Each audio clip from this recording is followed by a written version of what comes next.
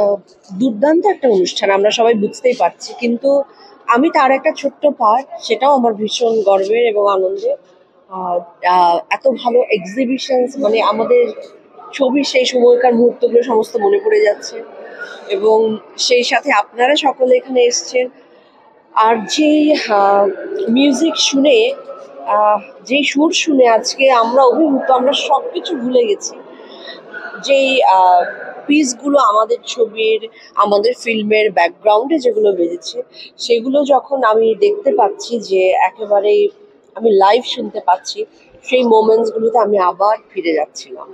অসাধারণ একটি সময় কাটলো আমার, যদিও আমি কিছুটা দেরিতে এসেছি, কিন্তু অসম্ভব ভালো লেগেছে। আমি একেবারে মোহগ্রস্ত হয়েছিলাম। আর সাথে সাথে চারিপাশে সমস্ত স্মৃতিগুলো কোথাও বাধা নেই। হ্যাঁ, সে তো অবশ্যই মনে পড়ছে। হ্যাঁ, অনেক কিছু মনে পড়ছে, ছবিগুলো দেখে মনে পড়ছে, পোস্টার্স দেখে মনে পড়ছে, মোমেন্টস গুলো। আসলে যে মোমেন্টস গুলো আমরা পেরিয়ে আসি, সেগুলো আমরা হয়তো তৈরি করি, কিন্তু সেই সময়টার জন্য সেগুলো একেবারেই সত্য। সেই জার্নিটাতে আরেকবার মনে হলো ফিরে গেলাম, এবং আমার মনে হয় মিউজিক লঞ্চে এরকম একটা আয়োজন আমার অন্য কোনো ছবিতে আমি দেখিনি, হয়নি। আর একই সাথে ছবিগুলো দেখতে পাচ্ছি, একই সাথে মিউজিক এবং লাইভ মিউজিক শুনছি এত সমস্ত গুণী স্টলওয়ার্ট আর্টিস্টদের কাছ থেকে। এটা একটা আমার উপরি একটা পাওনা গিফট।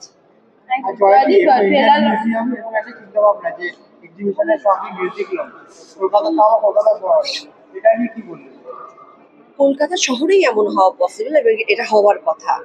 আমার খুব ভালো লাগছে যে সেটাই আমি দেখছি। আমি ইন্ডিয়ান মিউজিয়ামে এসে আমি যে আয়োজনের ভেতরে রয়েছি, তার সঙ্গে মিউজিক, তার সঙ্গে প্রদর্শনী, তার সঙ্গে মোমেন্টস, তার সঙ্গে একটা গেট টুগেদার, সবকিছু মিলে এটা এত অসাধারণ একটা সময় তৈরি হয়েছে। আপনি দেখছিলেন যে আমি নিজেই লাইভ করছিলাম, কারণ আমি নিজে বিক্রমদার মানে কাজের ভীষণ রকম অনুরাগী, এবং যারা স্টেজে ছিলেন তাদের শিল্প সামনে থেকে শুনতে পাওয়া, দেখতে পাওয়া, এটা একটা ভীষণ রকম পাওয়া। একদমই। ট্রেলার লঞ্চ হয়েছে, ভালোবাসা পাচ্ছ, এবং অমিতাভ বচ্চন জি নিজে কংগ্রাচুলেট করেছে ছবিটাকে। এটা কতটা পাওয়া যায়? এটা তো আসলে বিশ্বাসই করতে পারিনি। আমি ফ্লাইটে সকালবেলা ঢাকা ফিরছিলাম, হঠাৎ করে আমি অনেকক্ষণ বাদে আমি খেয়াল করেছি, সবাই বলছে যে এরকম একটা হয়েছে। প্রায় 1-1.5 ঘন্টা পর আমি নিজেই ডিসকভার করলাম যে হ্যাঁ, সেই এটা তো একটা, মানে সকালবেলায়, মানে আমার ফ্রাইডের এত সুন্দর একটা নিউজ দিয়ে শুরু হয়েছে। সবার কাছে কৃতজ্ঞতা আসলে আজ।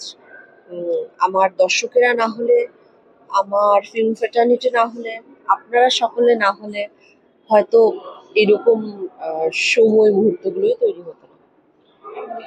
আর দিয়ার মা, মাকে নিয়ে তোমায় যদি জিজ্ঞেস করি, দিদি তোমার কাছে মা শব্দের অর্থ, বা তোমার কাছে মা? মা তো আসলে শুধু বায়োলজিক্যাল মা তা তো নয়, মা শব্দের আরো অনেক রকমের ব্যাপ্তি রয়েছে। মা একটা অনুভূতি, মা একটি সত্য, মা হচ্ছে একটি এক্সিস্টেন্স।